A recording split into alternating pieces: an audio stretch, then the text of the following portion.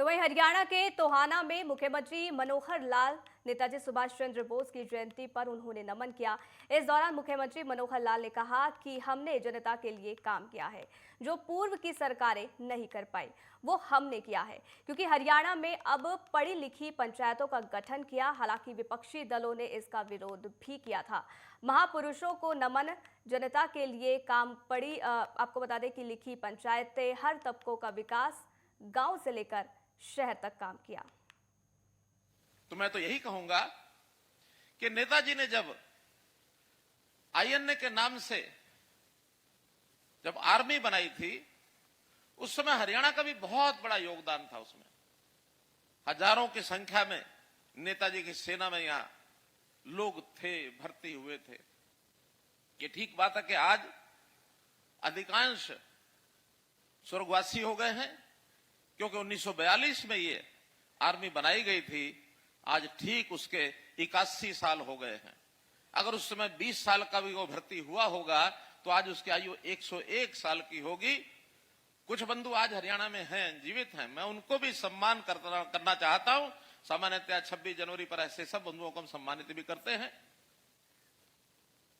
तो इस प्रकार से उनका जो योगदान रहा देश की आजादी में, अविस्मरणीय।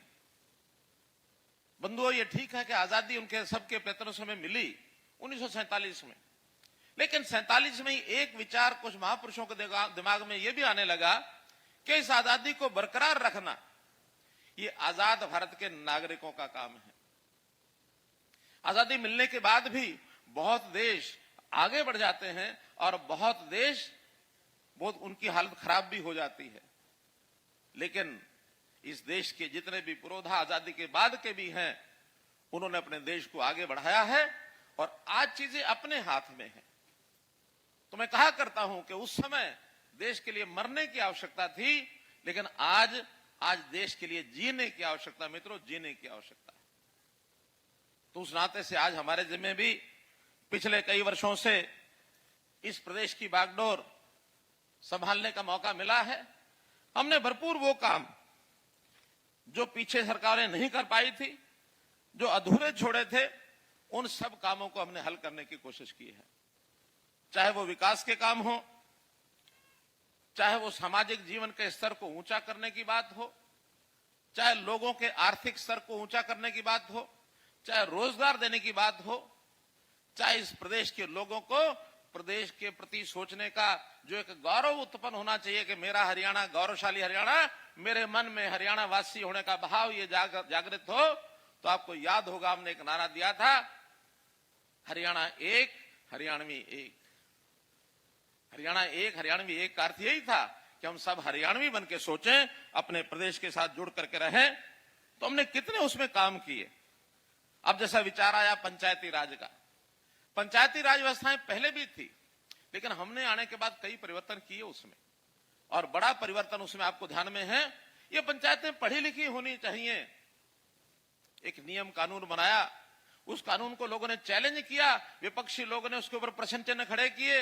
आखिर वो हाई कोर्ट में, उसके बाद सुप्रीम कोर्ट में 45 दिन की सुनवाई के बाद सुप्रीम कोर्ट ने कहा कि हरियाणा का ये कानून बेहतर है, न केवल हरियाणा बल्कि दूसरे प्रदेशों को भी इसको लागू करना चाहिए। आखिर सरपंच, पंच, जिला परिषद, पंचायत समिति या नगर पालिका, नगर परिषद, उनमें पढ़े लिखे लोग होंगे तो विचार कर सकेंगे अपने समाज के बारे में, अपनी जनता के बारे में, वहां के विकास के बारे में। वरना पहले के समय में अधिकारी ने, कर्मचारी ने कोई गड़बड़ कर दी और लगवा लिया अंगूठा मारा, और जब बाद में उसके केस बनते फिरे, कहीं विजिलेंस की जांच हो गई, कहीं पुलिस की जांच हो गई, विभाग की जांच हो गई, और हमारा जनप्रतिनिधि कहता था मुझे तो पता ही नहीं जी, मैं तो पढ़ता जानता नहीं। इन्होंने कहा मैंने अंगूठा लगा दिया, अब मुझे क्या पता इसमें क्या लिखा। और खास करके मैं इस बेल्ट की चर्चा करना चाहूंगा, सिरसा से लेकर अंबाला तक पंजाब के साथ लगती हुई बेल्ट, जिसमें आपका टोहाना, जाखल ये भी आता है, रतिया भी आता है। हम लोग इसमें सावधान हो, गांव के अंदर एक एकता दिखाएं कि हमारे यहाँ गांव के अंदर ऐसे को काम करने वाले, उसको हमने कैसे रोकना है, इस काम करें। हमारी आमदन बढ़ाने के लिए पहले स्टाम्प ड्यूटी नहीं होती थी, यानी गांव का हिस्सा नहीं होता था। हमने गांव के पंचायत के लिए भी 2% का हिस्सा ये स्टाम्प ड्यूटी को देना शुरू कर दिया और सीधा आएगा। जिस गांव में कोई भी रजिस्ट्री होगी किसी भी चीज की, उसका 2% पैसा गांव की पंचायत को आएगा, ताकि वहां के विकास को और हम आगे बढ़ा सके। मित्रों, इसी प्रकार से हमने सोचते हुए इस बार, क्योंकि एक क्वार्टर बाकी बचा है मार्च तक, साल भर में हम लगभग 4000 करोड़ रुपया ग्राम पंचायतों को देते हैं, लेकिन अभी 3 महीने के लिए 1100 करोड़ रुपया रिलीज हो गया है, हर पंचायत के खाते में पहुंच गया है। वहां बैठ करके हम प्रस्ताव पारित करें और इसको आगे बढ़ाएं। और इसमें जितना सहयोग और जितना आगे बढ़ करके ऊर्जा से हमारे देवेंद्र बबली जी कर रहे हैं, मैं इनको बधाई देता हूं कि ग्रामीण क्षेत्र के अंदर विकास का काम ये भरपूर कर रहे हैं। कहीं पीछे नहीं रहने देंगे। आप आगे 1 कदम बढ़िए, हम 2 बढ़ेंगे, आप 2 कदम बढ़िए, हम 4 कदम आगे बढ़ेंगे। मित्रों, मैं आपको ये विश्वास दिलाता हूं। हमने विकास के साथ साथ गांव का विकास हो, सड़कों का हो, स्कूलों का हो, अस्पताल बनाने हो, नेशनल हाईवे बनाने हो, नहरें बनानी है, जितने भी काम किए हैं, बहुत की चर्चा यहां हुई है। लंबी लिस्ट है, पढ़ने लगूंगा तो फिर क्योंकि समय पहले ही ज्यादा हो गया है, सब अपना अब पीछे पंडाल में मुझे लगता है काफी भीड़ भी हो गई, आप भी जाना चाहेंगे, खाने पीने का भी रास्ता खोल दिया। तो कुल मिलाकर के मुझे तो अपनी इतनी बात कहनी है कि विकास के साथ साथ जनजीवन कैसे सुखी हो, उनका जीना कैसे सुलभ बने। नहीं तो आजकल, पहले हमने देखा कि जब सरकार में हम आए थे, वो बात है 2014 की, कि लोग 4था फ्लोर भरा रहता था, शिकायतें लेके लोग पहुंचते थे, ट्रांसफर की एप्लीकेशन लेके पहुंचते थे। हमने कहा नहीं, आप अपने घर बैठे अपनी बात कहो। सीएम विंडो हमने बनाई, ट्रांसफर के लिए कोई एप्लीकेशन देने की जरूरत नहीं है, साल में एक बार हमको बता देंगे, आपकी सीनियोरिटी के हिसाब से ये स्थान आपको मिलेगा, आप 1, 2, 25, 50, 100 कितने ही स्थान भर के दे दो सरकारी कर्मचारी, और उसमें बटन दबाने के बाद एक साथ सबकी ट्रांसफर जो एलिजिबल हो जाएगा।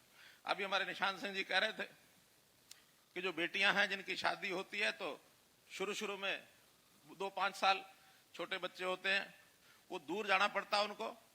हमने कहा पहले हमने 10 साल की सीनियोरिटी दी है, इस बार की जो पॉलिसी बनाएंगे इनको और ज्यादा सीनियोरिटी देंगे, ताकि पुरुषों के मुकाबले में या बड़ी अधेड़ आयु के जो महिलाएं उससे भी ज्यादा इनको सुविधा मिल जाए, ताकि ये घर के नजदीक जहां ये चाहती हैं, ससुराल के घर के नजदीक उनको नौकरी मिले।